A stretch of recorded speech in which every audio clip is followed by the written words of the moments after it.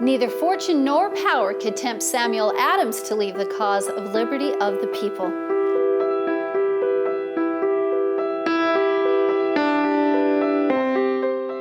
Samuel Adams. Samuel Adams.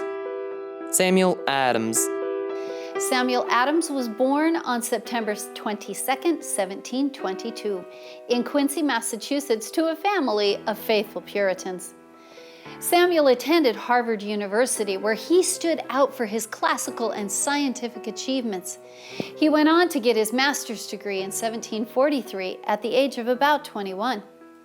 Samuel began the study of law as his father wanted, but his mother wanted him to work as an accountant.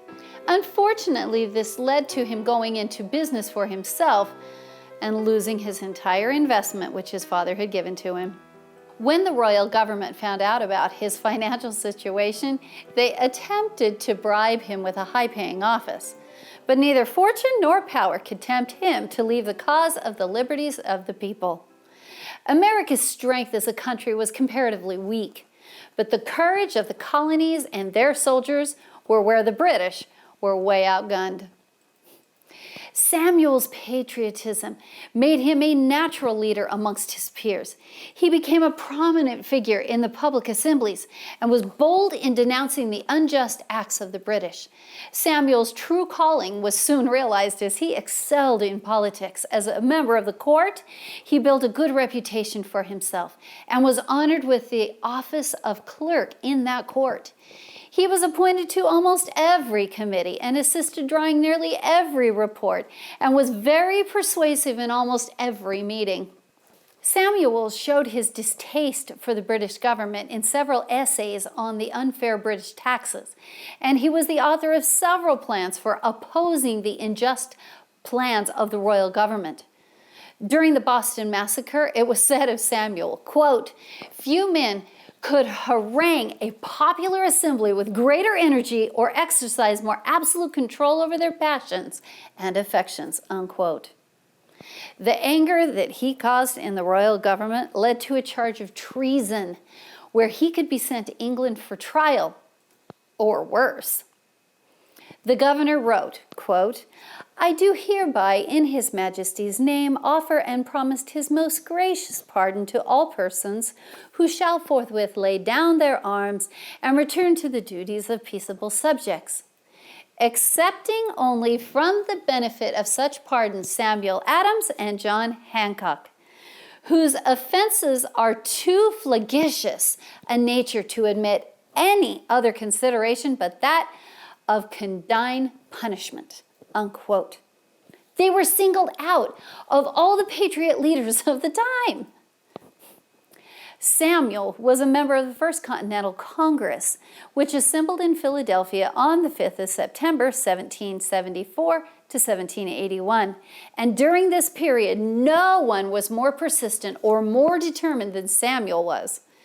He foresaw that this situation would probably not be resolved without bloodshed, predicting what would ultimately be the Revolutionary War.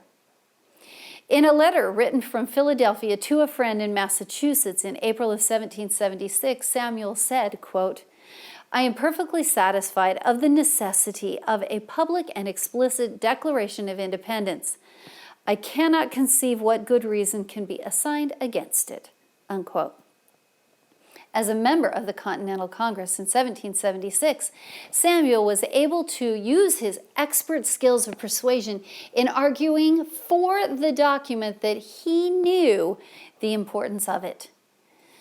Though he knew it was necessary, he was also very cautious about how the Declaration was structured, understanding how the minor little details could affect the fate of the country.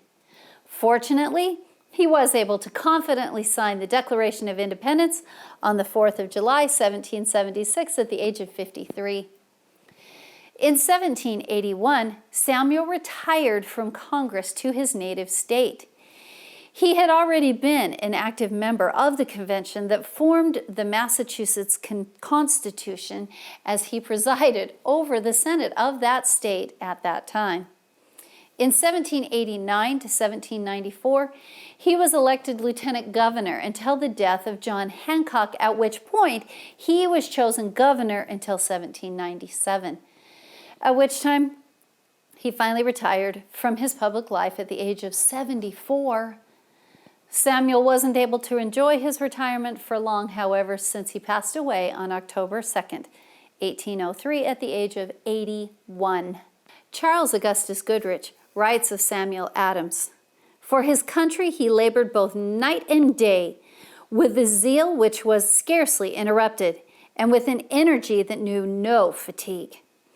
Although enthusiastic, he was still prudent. He would persuade, petition, and remonstrate where these would accomplish his object. But when these failed, he was ready to resist, even unto blood, and would sooner have sacrificed his life than yield with dishonor." Persuasion, petition, remonstrate, even unto blood, singled out by the Crown as a patriot leader along with John Hancock. Well, what more can I add? Go and do the same for what you know to be right.